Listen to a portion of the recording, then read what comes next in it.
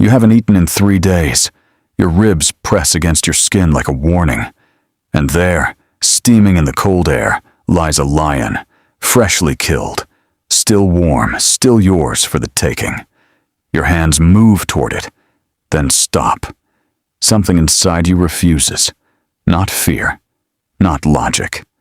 Something older. Older than words. Older than fire. Buried so deep in your body that you can't even name it. Your stomach screams for meat. Your instincts scream louder. Not this meat. 50,000 years later, you do the exact same thing. Standing in a kitchen, not a savanna, that same silent refusal still lives inside you. Why? Walk into any supermarket, and the pattern is everywhere, hiding in plain sight. Aisles of beef, pork, chicken stacked, packaged, unremarkable. But nowhere, not once, will you find wolf steak, or lion loin, or hawk breast. Most people never notice the absence, never question it. It simply feels true, the way gravity feels true, not a choice, just the way things are. But it is a choice. One made so long ago, so consistently, across every continent, that it stopped looking like a decision at all. An apex hunter like a lion doesn't just appear, it's built from thousands of pounds of prey, converted slowly, inefficiently, up a chain of energy loss. Every level costs almost 90% of the energy beneath it. By the time you reach the top, there's barely anything left. That's why predators are rare, why they're lean, muscular, stringy with effort not fat, reserves waiting to be eaten. Ancient humans didn't need philosophy to understand this. Their bodies understood calories. A single mammoth or bison offered fat, marrow, abundant survival measured in weeks.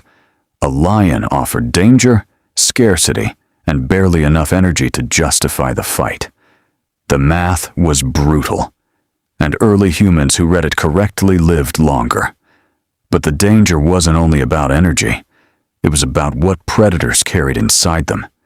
Every meal an animal eats leaves a trace: toxins, heavy metals, parasites.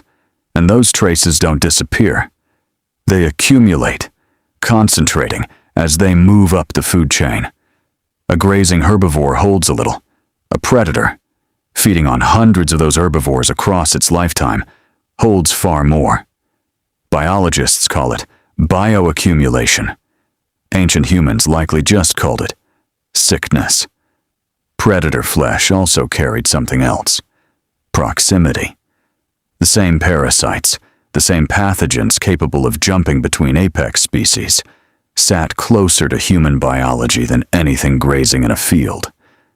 Eat that meat, and you weren't just risking hunger's cure, you were risking infection with almost nothing to fight it. Most people don't realize survival wasn't only about finding food. It was about surviving what the food carried back. So evolution did something clever. It didn't just teach the mind to hesitate, it taught the tongue to reject. Predator meat is dense, sinewy, packed with connective tissue built for chasing and killing, not for tenderness. It carries higher concentrations of certain acids and compounds, the same ones your brain reads as sharp, gamey, wrong. That reaction isn't random, it's calibration, refined across hundreds of thousands of years of trial, error, and consequence. Disgust, in other words, isn't emotion, it's memory. A taste bud is a survivor's shorthand, encoding lessons no one alive today ever consciously learned. You've never eaten a wolf. You never had to. Your ancestors already ran that experiment, and your palate still remembers the result.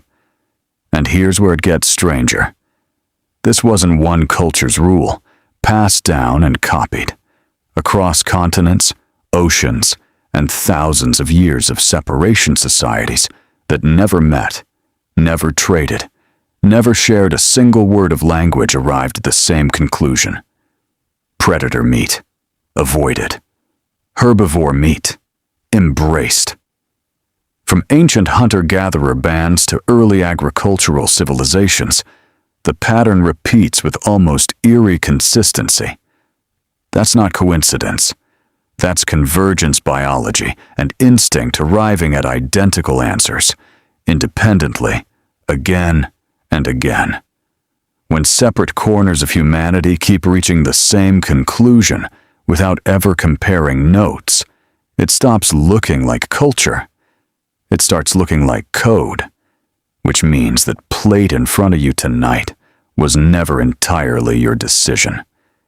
Every craving, every flicker of disgust, every "I just don't like that" carries fingerprints far older than your own memory.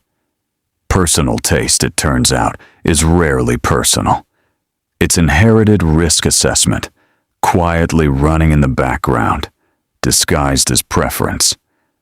You think you're choosing dinner. Really, you're executing a survival calculation written before language existed. So the next time you sit down to eat, remember, you're not just having a meal. You're finishing a conversation your ancestors started tens of thousands of years ago.